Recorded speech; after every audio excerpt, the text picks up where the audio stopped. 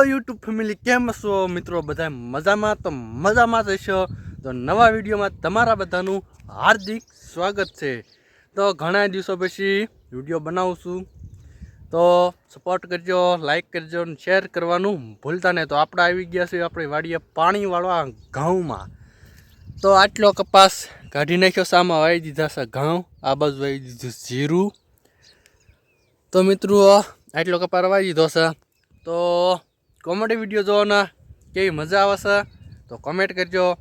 તો આપણે ઘઉંમાં પાણી વાળવા વીએ એવી તો જો આ એક કેરો પાઈ દીધો છે. આ કેટલો કેરો ભરાણો હા કહેજો. આખો કેરો ભરાય તો હા હો. અને આ બીજો કેરો હાલ્યો હશે પાણી.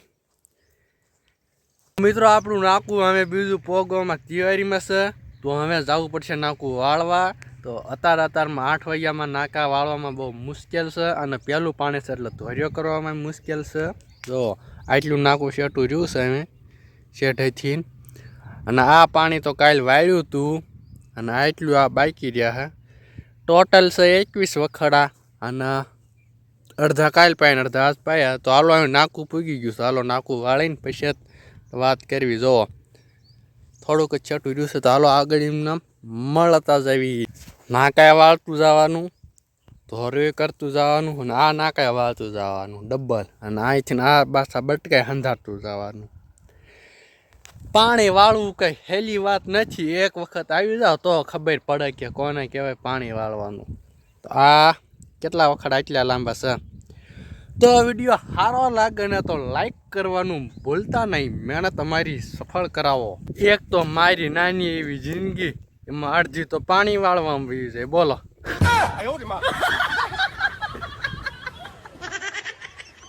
તો આપણે 3 કેરા પાઈ દીધા છે ને હવે 4 રહ્યા છે, અને આ ચોથું પીતું જાય છે. અત્યારે નાકું વાળ્યું અહીંયા.